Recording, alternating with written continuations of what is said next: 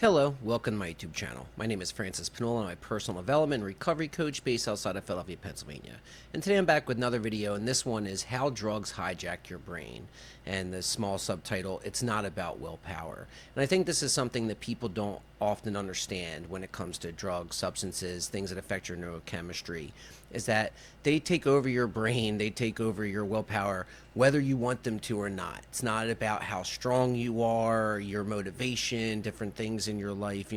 When you take on especially a hard drug habit, something like an opiate, cocaine, but even alcohol, benzos, other drugs, they will do the same exact thing. They're going to have the same exact effect. And it's not about how strong you are, because these things have been around for millennia, for thousands of years, and have taken over people's lives, from all different walks of life, all different kinds of people. So for people to come along in 2024, or me back in the early 2000s, and think that you're going to be the person that's going to be able to manage a drug addiction like this, you're just fooling yourself. That's just not the reality. So I want to explain a bit about how this works, so that way, A, we can release ourselves of some of the guilt and shame associated with, a hard drug habit and how it took over your life. Like, how did it get to this point, to learn to understand how it gets to that point, and B, so that way, I think the more people that understand this, the less people are going to go into thinking that they can dip or dabble or experiment with drugs, and realize what they're in for, whether they want to or not. So, all right, let's get started. So first, something I want to explain so you can understand is the dopamine reward pathway. And the reward center of your brain is located in the prefrontal cortex, so like the front part of your brain from the side view. So I put a little diagram there, which is also where your judgment and reasoning are located. And if we're looking in the area that I circled in yellow, that's your judgment, your reasoning, and this really doesn't even develop a lot of times to your 20s. That's why kids are just impulsive. You make rash decisions. Suppose you've also ADHD, Tourette syndrome, which are also dopamine issues, right? Dopamine regulation issues on top of that. You're already impulsive. This part of your brain just not really activating when it should be. The things that are going to help you make smart, wise decisions, right? So when you activate dopamine, especially things that are dopaminergics, things like opiates, but also even nicotine affects dopamine, obviously methamphetamine, it doesn't particularly raise the level of dopamine, it just prevents reuptake, so your dopamine level skyrockets, but caffeine increases dopamine, all these different things, but especially opiates in particular just, skyrocket dopamine. That's why when somebody gets involved with Percocet, oxycodone, or Oxycontin, heroin, fentanyl now, like, it's going to take over this part of their brain. It's going to increase the dopamine and dopamine reward pathway and tell their body, tell their brain, you should keep doing this. Now, the original purpose of this system is, I'll get into a moment, is to help you do things that keep you alive. Things that, like, seek out food, because if they've even shown that in rats and stuff, if you turn off dopamine, they will starve themselves to death because you have no drive. That's why when people are in withdrawal, their body doesn't want to, like, do anything other than get that substance again. But a lot of times people aren't hungry, because literally your dopamine is just so low in that moment, and especially what it's used to. And I'll get to that as well. But understand that even things like cannabis affects the ratio between, like, glutamate, or relationship between, like, glutamate, GABA, and dopamine. So they've shown that cannabis can increase the reward of other activities. Suppose you're playing video games and you're smoking cannabis. Well, cannabis will activate that reward pathway to make the video games more rewarding, which can be detrimental, because then all you're into is smoking weed and playing video games, because literally it's encoding this into your brain. You're not doing other productive things in your life. And that's the purpose of this part of your brain, is to help you do productive things that are going to help be beneficial to your life. But instead, this substance is taking over that area. I imagine, like, a little hacker or somebody, coming in and taking over that part of your brain. But it's neurochemistry. But I like these different analogies, right? So that, once again, the purpose of this part of your brain is to help you remember and repeat things that are beneficial to you, pleasurable, or help you survive, such as eating, sleeping, seeking shelter, socializing, sex, like reproduction, all these different things, right? So drugs insert themselves into this part of your brain and override the other things. Eventually, you will even prioritize a drug over your own survival. So, if you're looking at Maslow's hierarchy of needs and the things that you need in life to survive, it's going to supersede all of them. you're not going to care about shelter, survival, money, all these different things, socializing, sex, like the drugs are going to take that over to where that's what you're seeking. And it's not only that, but when you don't have the substance, now you're going to suffer a detrimental effect from it on top of that. So it's encoding it into your survival part of your brain, and on top of that, you're getting so used to these levels of these chemicals that when they suddenly dip below that, your brain starts to freak out and panic. So that's why on top of that, you have withdrawal, right? So when you take drugs, they bind to various receptors in your brain and trigger the increase of different neurotransmitters. When you take the drugs away, those receptors aren't having a good time. And I use the analogy, I imagine like little hungry birds. Have you ever seen like birds and they're screaming for food? And I put little pictures here. Then the one on the left is like a synapse. So when you take a substance and it's lighting up the part of your brain, suppose, do something dopaminergic. So now it's triggering this release of dopamine. So now I imagine your brain, your neurons like a little wire, an electrical wire, and it's traveling along that wire using these little connections, okay, on these little receptors, synaptic receptors. So it'll ask some dopamine or trigger the release of dopamine from one side of the synaptic cleft, the middle part, the little gap, to the other, and bind to those receptors on the other side and continue down the chain. Well, what happens is those receptors, when these little things are binding to them, A, they get used to that, and B, when you suddenly remove that, then receptors are waiting for that release. And now, actually, over time, the way tolerance works is you keep flooding it with more and more, and your brain actually starts killing off some receptor sites as well, so that way it can try and manage these huge floods of chemicals without you overdosing and dying, right? But now when you take them away and you have none, now these receptors are sitting there and something is going to bind, okay? So now when they're waiting for something and the dopamine doesn't come, something else is going to rush in. And like you show little birds, they're sitting there waiting to gobble something up. Well, something else is going to bind and it's not going to be fun. For example, for dopamine, you're going to get dynorphin, which causes pain, restlessness, anxiety, classic symptoms of opiate withdrawal, right? So now suppose for GABA agonists, which are downers like alcohol and benzos, the opposite is going to be glutamate, which is why tremors and seizures are associated. So with something that's like a GABA agonist, that's going to increase the amount of GABA in your brain. GABA is more like a suppressive neurotransmitter, kind of shuts things down. That's why when people are on Xanax or they're real drunk, that's why it'll actually can shut off your breathing as well.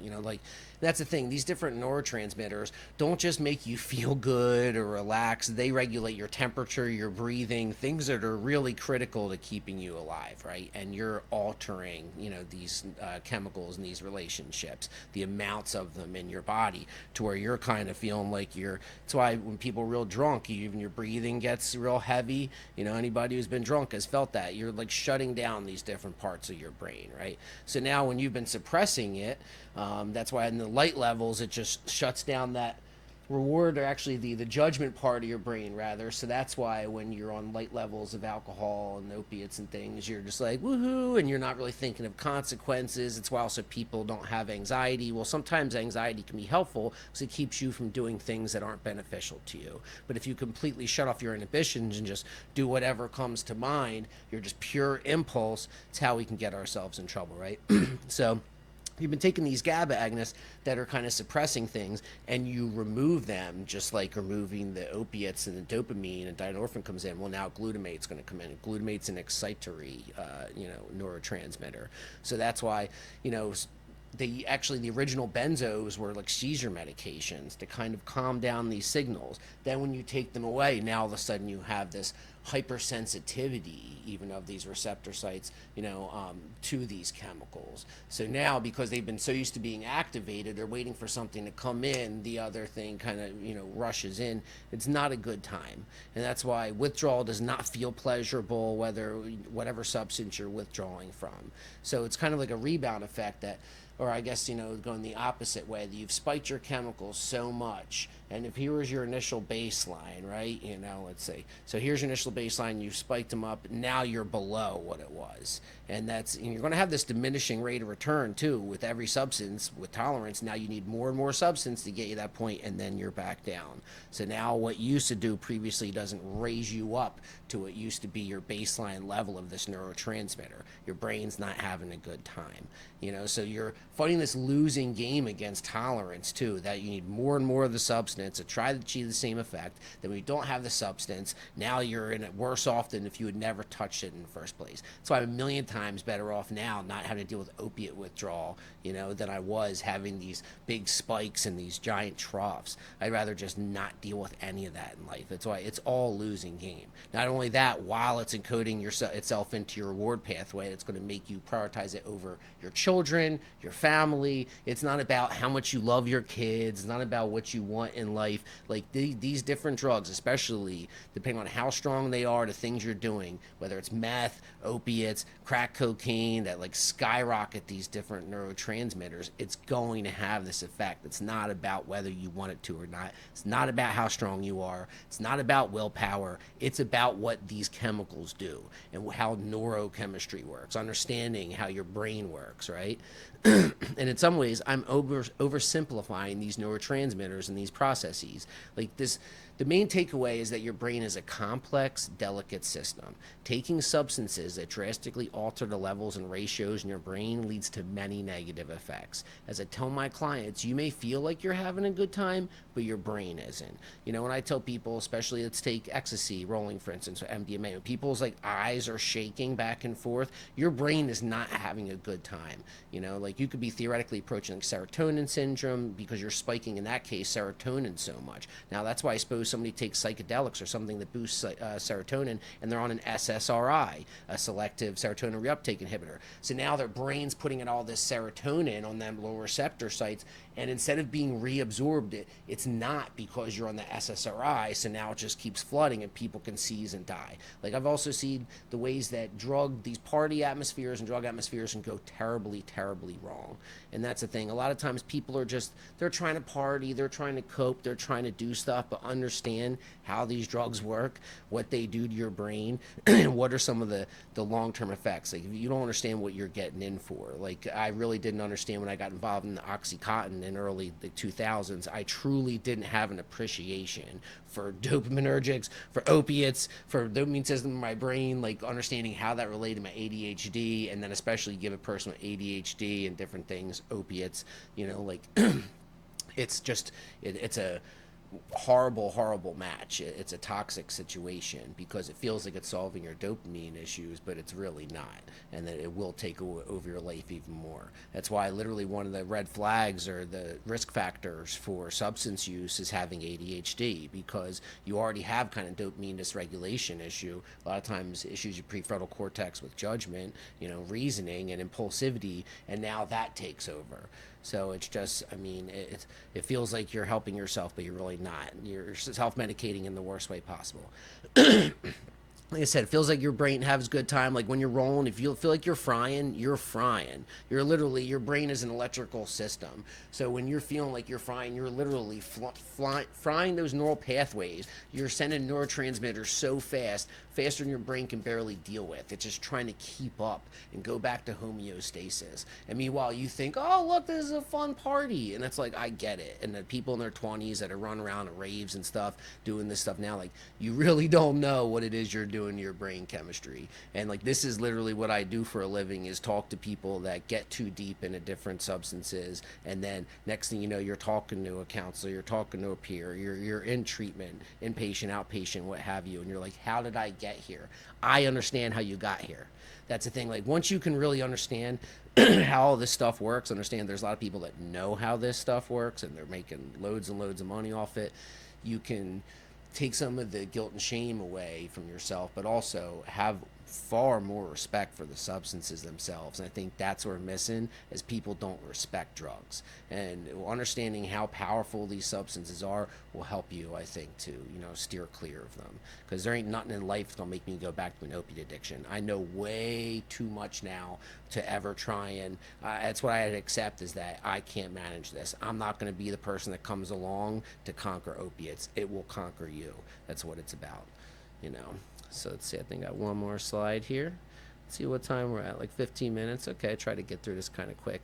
And this is, like I said, an oversimplification of some of this stuff, but there's other neurology or neurobiology, neurochemistry videos out there that you can watch, but I think that this is, at least to me, some of the most important stuff as far as recovery coaching, helping people understand and have a healthy respect for these drugs.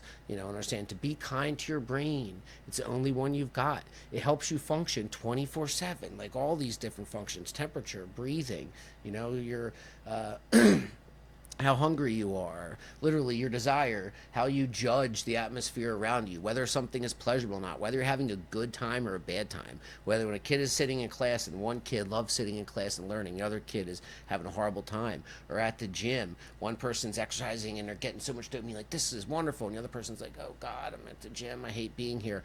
All this is literally a function of different brain chemicals that you're putting out, right?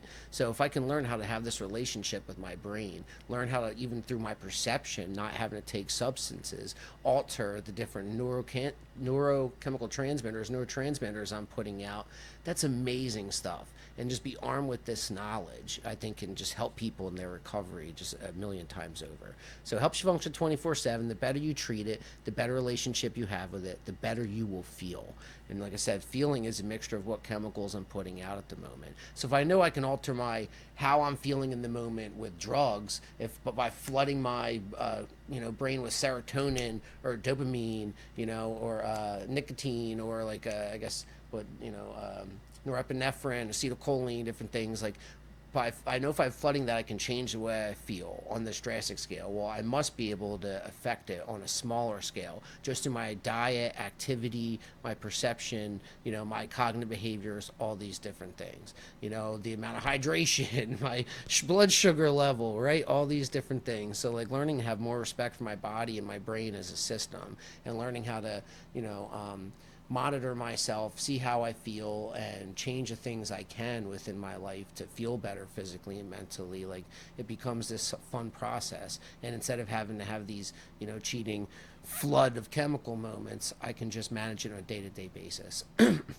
Especially currently, I work with a lot of people with co-occurring disorders. So for people, especially with mental health issues and recovery issues, learning how to monitor and manage your own mental health issues and yourself in a healthy way is the key to everything, your general quality of life. And a lot of times of staying out institutions, right? So that's why this stuff is so important. But last but not least, thank you. I hope you have a great day, great weekend, and thank you for watching this video.